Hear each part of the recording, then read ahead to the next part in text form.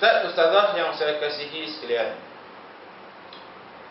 selepas kita tahu dengan detail tentang perkara-perkara yang membatalkan puasa, insya-Allah pada slide ini pula dia menceritakan pula tentang qada dan fidyah. Apakah yang dikata qada puasa dan fidyah puasa? Ini berdasarkan pada firman Allah Subhanahu wa taala yang bermaksud, puasa yang diwajibkan itu ialah beberapa hari yang tertentu. Maka sesiapa di antara kamu yang sakit, maridan atau ala safarin, ataupun dalam keadaan musafir, bolehlah ia berbuka. Kemudian wajiblah ia berpuasa fa'iddatun min ayyamin ukhar. Mana kata dia boleh buka, tetapi dia wajiblah ia berpuasa sebanyak hari yang dia buka itu pada hari-hari yang lain. Pada hari yang lain. Jadi bukan tak boleh nak buka puasa bagi orang sakit, maridan, atau ala safarin, bagi orang di dalam perjalanan boleh buka puasa. Tetapi kena qada balik puasa dia. Itu yang dia kena tahu. Qada macam mana? Berapa hari dia tinggal, banyak hari itulah dia kena ganti balik, ataupun qadakan balik puasa. Dan wajib atas orang-orang yang tidak terdaya berpuasa kerana tua dan sebagainya. Orang tua, uzur, tak boleh nak puasa. Doktor suruh makan ubat, tak larat, memang dia uzur sangat dah, boleh buka puasa. Tetapi kena buat apa? Kalau orang kuat kena qada, kalau orang tua kena bayar fidyah, iaitu memberi makan orang-orang miskin. Bagi fidyah ni, bagi makan orang-orang miskin.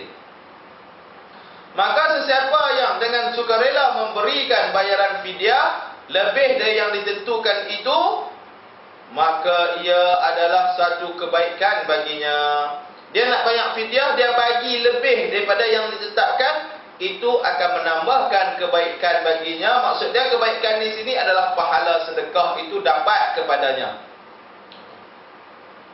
Dan walaupun demikian, berpuasa itu lebih baik bagi kamu daripada memberi fidyah, kalau kamu mengetahuinya. Kalau kamu larat, kalau kamu tu masih kuat, walau kita tak tahu, kadang-kadang orang umur 50 lebih tak larat daripada orang umur 70. Pakcik umur 70 jalan kuat lagi, boleh naik motor sana sini, makna kata dia boleh berpuasa. Afdalnya berpuasa itu lebih baik. Ni nak ceritanya tentang fidyah ini sekiranya tak larat, tua dah, tak larat sungguh, bukan melawak. Ni bila main puasa buat tak larat, Allah, tak larat dah. Tetapi apabila buka puasa, apabila habis bulan puasa, kuat pula. 70, 80 pun jangan main. Allah nak bagi dia kesihatan. Pakcik-pakcik umur 70 pun, 60. Waktu bulan puasa tak larat. Bulan tak puasa, awal lagi start mutu pergi kedai kopi. Kan? Tapi kita kena tengok. Kalau dia mampu untuk berpuasa, lebih baik dia berpuasa. Kalau dia tak mampu, itu barulah kita bayar fidyah baginya. Dalam surah Al-Baqarah ayat 184. Dan pada ayat ini, ayat Al-Baqarah tadi, dan wajib atas orang-orang yang tidak terdaya berpuasa kerana tua dan sebagainya, membayar fidyah, iaitu memberi makan orang-orang miskin. Dalam petikan itu, kita nak cerita tentang bab fidyah ini, tentang bab qada ini, ada dalam Al-Quranul Karim, berdasarkan kepada dalil yang kita bacakan tadi. Para ulama tafsir mengatakan bahawa puasa itu diwajibkan bagi orang-orang yang mampu sahaja. Ulama tafsir dalam ayat ini, yang tidak terdaya, dan wajib atas orang-orang yang tidak terdaya berpuasa, membayar fidyah. Maksud tidak terdaya berpuasa itu orang-orang tua, orang yang dipanggil orang yang sakit, orang musafir, dan orang yang tidak terdaya melakukannya. Maksud tak berdaya di situ, mereka menafsirkan makna al-izafah dengan tidak terdaya melaksanakan puasa, iaitu orang-orang yang telah lanjut usia. Maksud di sini, orang tua, orang yang tak terdaya itu boleh dimaksudkan orang-orang tua yang uzur. Kenapa ni? Sahih.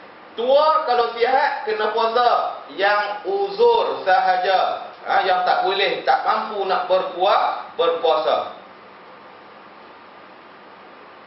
Bagi orang yang sakit atau musafir, bagi orang yang sakit, orang kuat tetapi sakit, bukan cerita orang tua. Orang ni sihat macam kita ni, umur 30, 40, umur 50, muda lah. Umur 50 ni 60 muda lagi, Jadi orang-orang yang begini, kalau dia sakit, dia dalam keadaan kuat tetapi sakit, ataupun dia musafir, diwajibkan baginya untuk qada balik puasa tu. Dia tinggal beberapa hari kerana sakit, doktor kata duduk hospital, cukup waktu kena makan ubat, kena makan nasi, kena tambah air, kena minum ubat dan sebagainya. Jadi orang-orang ini dia kena ganti balik ataupun qada balik puasa dia beberapa hari yang dia tinggalkan. Sedangkan bagi orang yang lanjut usia, diwajibkan membayar fidyah sahaja.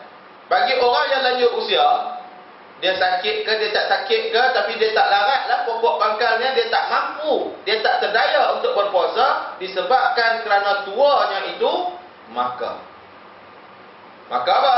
Maka perlu kita bayar fidyah.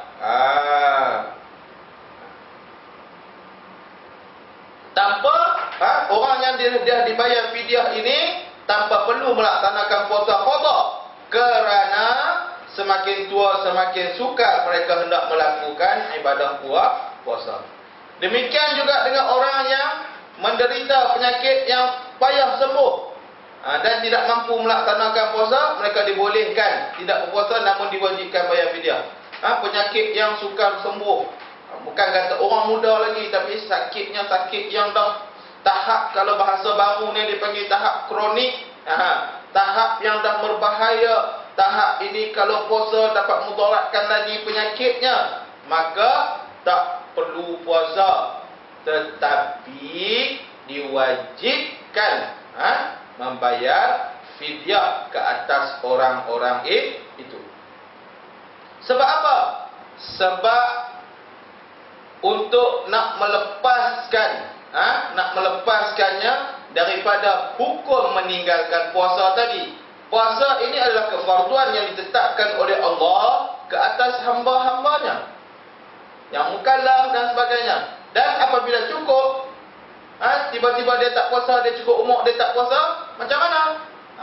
Akhir sekali dah dibagi satu guideline pula. Orang musafir, orang sakit, ulama tafsir pula menterjemahkan lagi apakah yang dikatakan orang musafir macam mana, orang sakit tu dikategori macam mana. Kalau sakit yang biasa boleh sembuh selepas ini, penyakit yang biasa makna kata kena qada.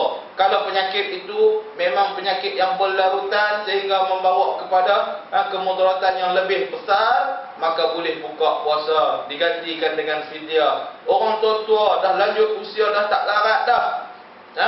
Walaupun tak sakit tetapi kerana dia terlalu tua, dia tak boleh tahan perut dia daripada kelaparan, dah tak mampu untuk berpuasa, maka boleh juga pada bayar fidyah.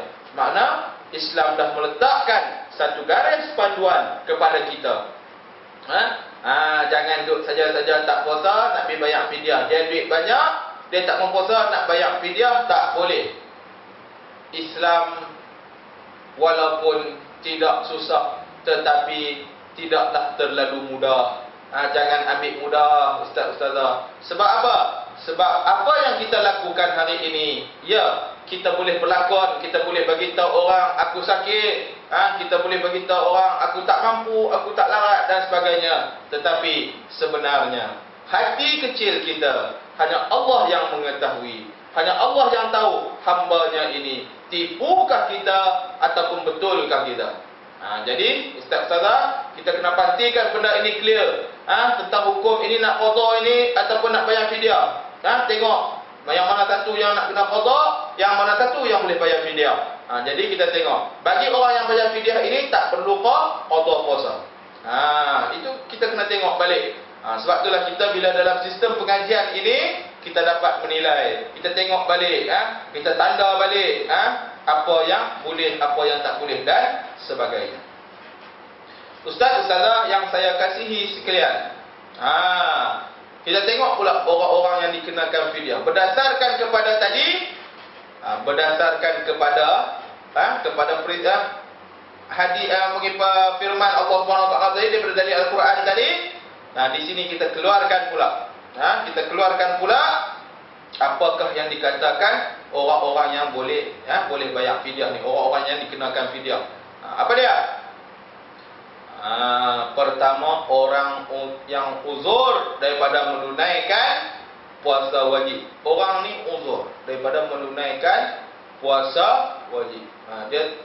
Dia uzur lah, makna kata yang masuk uzur di sini orang tua. Orang tua yang uzur nak menunaikan puasa wajib tak boleh, makna kata dia boleh bayar fidyah. Yang kedua, perempuan hamil.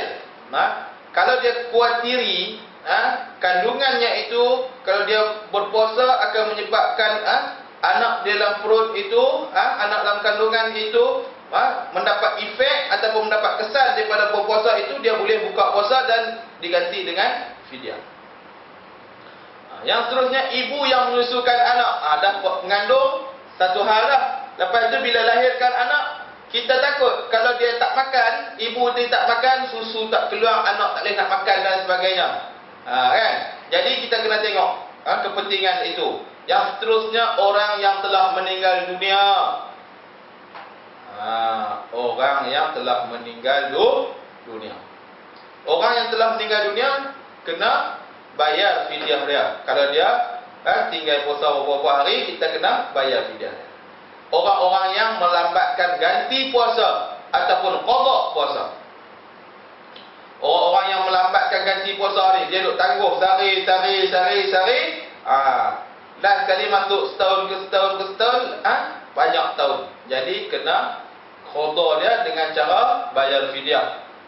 Itu adalah senarai-senarai orang-orang yang dikenakan fidyah. Apakah pula? Selepas kita tahu tentang qada, kita tahu tentang fidyah, sekarang kita masuk kifarah. Apa yang dimaksud dengan kifarah? Ustaz-ustazah yang saya kasihi sekalian, ini kifarah ni. Kemarin, sebelum ini, dalam slide-slide sebelum ini kita cerita kereta berlanggar, langgar lari. Ustaz-ustazah ya, kita tengok macam mana kisah langgar lari ni di dalam bab kifarah. Kifarah puasa ialah denda yang hanya dikenakan kepada lelaki atau suami kerana merosakkan puasa dengan melakukan persetubuhan pada siang hari di bulan Ramadan. Maksud dia nahru Ramadan, hari siang di bulan Ramadan. Maksud hari siang ini apabila naik fajar shadiq sampailah terbenam matahari. Proses itu, waktu itu, masa itu dipanggil nahar ataupun siang Ramadan. Wa uhillu lailatas siyam, dan dihalalkan, bukanlah teruk, bukanlah susah ustazah, bukannya payah sangat pun. Wa uhillu lailatas siyam, dan dihalalkan bagi kamu lailatas siyam, pada malam, malam berpuasa itu, yakni malam bulan Ramadan. Maksud malam ini selepas daripada tergelincir, selepas daripada masuk terbenamnya matahari dan sebelum terbitnya fajar shadiq. Apa salah? Bawa lah kereta, tak ada masalah. Ini orang duk kata tak boleh, duk gagah juga. Kena denda. Maksud dia kifarat denda ini kena dekat siapa? Kena dekat lelaki atau si suami. Ustazah kata lega, kena dekat suami. Ustazah yang saya kasihi sekalian, yang kata kena dekat suami ni sebab apa? Bawa kereta. Bawa kereta. Yang pegang steering siapa? Driver. Yang nak start kereta bagi bunyi siapa? Driver. Kan? Yang nak tekan minyak bagi laju siapa? Driver. Yang langgar siapa? Driver. Salah kereta kan salah driver. Ustazah yang saya kasihi sekalian, nak salah kereta tak boleh lah. Kena salah driver yang bawa kereta tu. Driver tu yang salah. Polis dia tak saman kereta. Dia bila dia tahan kita, cik melakukan kesalahan. Kereta encik ini telah langgar lampu isyarat. Saya nak saman encik, dia tak saman. Saya nak saman kereta encik. Tak, dia nak saman kita. Dia nak saman driver. Begitulah kisahnya tentang kifarat ini. Ustazah faham kot noh? Bahasa kias Ustazah. Jadi kita belajar sedikit ilmu-ilmu ni. Macam mana ni kita nak bercakap. Saya ni benda-benda lagu ni Allah rasa lagu mana atau nak cerita, tetapi benda ni kena cerita dekat ustaz-ustazah. Jadi kita buatlah kiasan-kiasan yang boleh ustazah faham. Di samping itu, pasangan tersebut atau kedua suami isteri yang bersetubuh atau berjima ini pada siang hari dalam Ramadan, masing-masing wajib menqadhakan puasa sebanyak hari yang terbatas. Satu kena qadha, dan yang kedua kena kifarat. Kifarat dia apa dia? Yang kalau lah si suami tadi kena kifarat, si isteri kena apa? Qadhakan puasa yang depa tinggal. Macam mana? Qadha macam mana? Mari kita lihat sama-sama. Kita bersandarkan kepada firman Allah Subhanahu wa taala yang bermaksud dalam surah Al-Baqarah ayat 187. Apa yang Allah kata? Dihalalkan bagi kamu pada malam hari Ramadan bercampur bersetubuh dengan isteri-isteri kamu. Isteri-isteri kamu itu adalah sebahagian pakaian bagi kamu, dan kamu pula pakaian bagi mereka. Maksudnya dihalalkan Lailatul Siyam, dihalalkan wa uhillu lailatul siyam. Makna kata dan dihalalkan pada malam Ramadan, malam-malam bulan puasa tu boleh. Boleh nak buat kereta. Lagi ustazah duk faham lagi. Ustaz Syakir kata kereta tak boleh bawa waktu siang. Kena bawa waktu malam. Ni kereta lain ni. Bukan kereta Maybe, bukan kereta Wira ni. Ustazah, saya kiaskan saja. Maksud dia, dia halalkan bagi kamu, yakni pasangan suami isteri berjima ataupun bersetubuh pada malam Ramadan ataupun malam hari puasa dengan isteri-isteri kamu. Isteri-isteri kamu itu adalah sebahagian pakaian bagi kamu. Isteri kita ni satu bahagian adalah bahagian pakaian kita. Kita boleh antara suami dan isteri ini boleh bercampur, boleh bermesra-mesra, boleh berlawak-lawak, bergurau senda. Jadi tak ada masalah, tetapi dalam bulan puasa ini kena pada waktu malam. Dan ditetap dah waktu malam. Allah mengetahui bahawasanya kamu mengkhianati diri sendiri, lalu dia menerima taubat kamu dan maafkan kamu. Maka sekarang setubuhilah isteri-isteri kamu dan carilah apa yang ditetapkan oleh Allah bagi kamu. Makna kata boleh, tak ada masalah. Tetapi dan makanlah, setubuh tadi, dan makanlah serta minumlah sehingga nyata kepada kamu benang putih. Maksud benang putih di sini, maksud dia fajar, iaitu cahaya putih daripada benang hitam, kegelapan malam. Maksud dia bila naik cahaya putih iaitu fajar sodik tadi, maka waktu itu terbataslah di antara malam dan siang. Jadi sampai tahap itu tak boleh lagi dah nak melakukan persetubuhan ataupun makan ataupun minum ataupun perkara-perkara yang membatalkan puasa.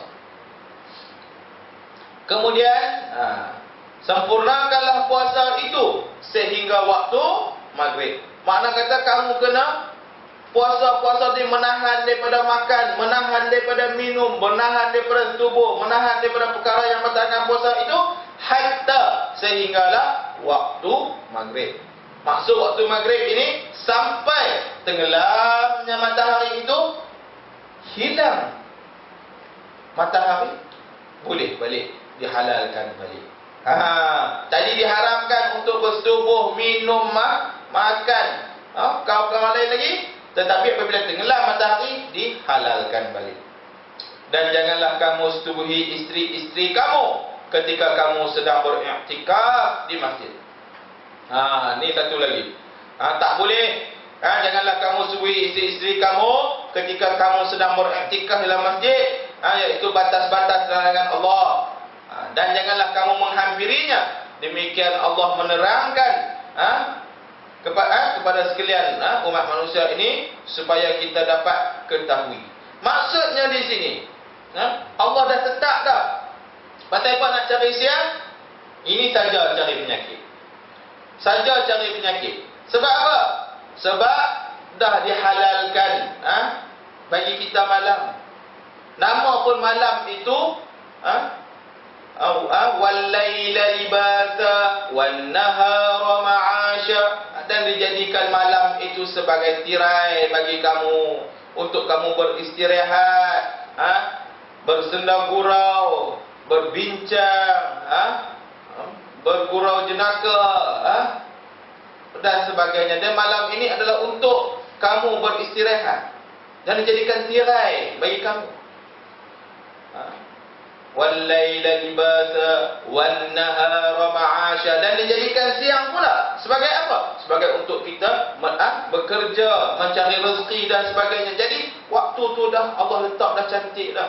Dan dalam ayat ini dalam surah Al-Baqarah 187 ini Allah dah letak dah apabila terbit saja cahaya putih, makna kata haram dah waktu dia. Nak halal balik sampai waktu bila? Sampai tenggelam balik matahari.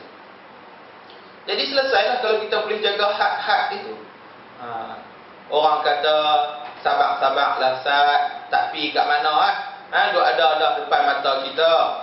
Jadi kereta tu duk ada, bukan nak pergi mana pun, duk ada depan. Jadi waktu mana kita boleh, Allah dah larang dah waktu siang, jadi malam kita start lah kereta, tak ada apa satu ni duk gagah juga orang duk kata jangan duk start waktu siang, nak start juga. Start bila bunyi gaduh lah. Kan? Jadi macam tu Ustazah yang saya kasih sekalian. Jenis-jenis kifarat ataupun denda-denda kifarat. Yang pertama, merdekakan seorang hamba. Ingat senang Ustaz-Ustazah. Denda dah. Denda dia kifarat ni kena merdekakan seorang hamba. Bukan senang Ustaz-Ustazah. Nak cari hamba lah ni. Oh payah. Jangan duk bimbit orang apa?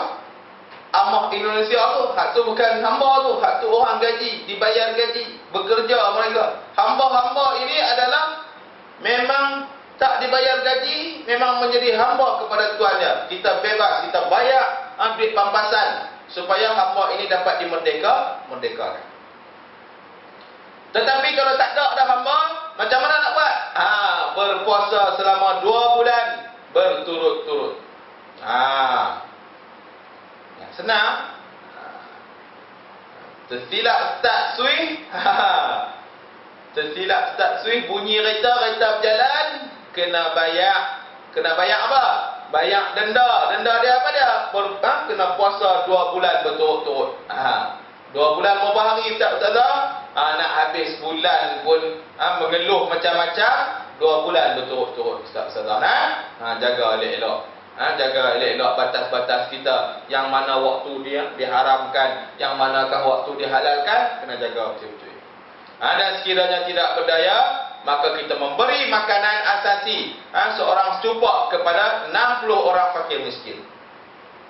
Makanan asasi ini tengoklah. Kalau di tempat Arab tu gandum. Kalau di kita ni beras lah. Orang Malaysia ni makan beras. Macam kita sendiri pun, tak ada nasi sehari tak boleh, kena makan nasi. Orang Arab tak makan nasi tak apa, orang putih tak makan nasi tak apa. Mereka kena makan roti. Sehari tak makan roti tak boleh. Sehari tak makan gandum tak boleh. Jadi makanan asasi ni makanan asas mereka. Kita ambil di Malaysia lah. Bila di Malaysia ni kena bagi 60 cupak. 60 cupak beras. Maksud dia 60 cupak di sini. Kita tengok bawah itu. Kepada 60 orang fakir miskin, seorang secupak kepada fakir miskin. Kifarat berbeza dengan fidyah, di mana seorang fakir miskin tidak boleh menerima lebih daripada secupak makanan yang dibayar kerana kifarat. Maksud dia di sini, nak cerita dia, bila dah tak enjin bunyi tadi, kereta dah berjalan, denda dia bukan senang. Kita nak dapatkan beras 60 cupak tak susah. Tetapi kita tak boleh bagi. Maksud dia, seorang cupak kepada 60 orang fakir miskin ini tak boleh bagi. Kawan ni 5 cupak, kawan ni 10 cupak. Kalau seorang 10 cupak, 6 orang fakir miskin, selesai 60 cupak. Tak boleh. Kena cari setiap seorang fakir miskin itu bagi seorang cupak. Makna kata, sekiranya kita kena kifarat, kita kena cari 60 orang fakir miskin untuk selesaikan kifarat kita. Jadi pengajarannya di sini, sebelum start kereta kena tengok dulu. Masuk waktu dah lagi. Nak start kereta tu kena tengok. Jangan pakai main start saja. Kita takut bila start tu kereta berjalan. Lah ni tambah pula kereta auto. Start tu bubuh di jalan terus. Jadi bahaya. Jadi kita kena jaga benda-benda tu. Pembatasan waktu itu penting. Kerana apa? Dia membezakan antara perkara yang halal dan yang diharamkan. Ustazah yang saya kasihi sekalian. Jadi rasa cukup dah setakat itu untuk bab puasa. Mudah-mudahan Ustazah dapat jelas tentang puasa, daripada mula hukum puasa, siapa dia yang kena puasa, apabila siapa yang tak boleh puasa, sampai akhir sekali kita tahu pula puasa ni, bila tak puasa kena ganti. Ganti dia macam mana? Qadha ke? Fidyah ke? Puasa ni tak boleh. Tak boleh bawa kereta. Tak boleh nak berjima, tak boleh nak melakukan persetubuhan. Sebab apa? Sebab kalau berlaku begini, akan kena pula jenis apa? Kifarah dan sebagainya. Tahu pula kifarah ni, pertama merdeka seorang hamba, yang kedua puasa 2 bulan berturut-turut, Kau tak mampu juga bagi makan fakir miskin 60 orang dan sebagainya. Jadi harapan saya, insya-Allah dengan pelajaran fiqh ibadah dalam unit puasa ini akan mematangkan kita lagi dan menambahkan lagi ilmu pengetahuan kepada kita, insya-Allah. Jadi rasa cukuplah setakat itu untuk pelajaran bab puasa ini. Jadi saya sudahilah pengajian bab puasa ini. Sekiranya ada silap dan salah, mohon diampunkan. Apa yang baik itu datang daripada Allah, yang lemah itu kelemahan daripada diri saya sendiri. Aqulu qouli hadza wa astaghfirullahal azim li wa lakum. Assalamualaikum warahmatullahi taala wabarakatuh.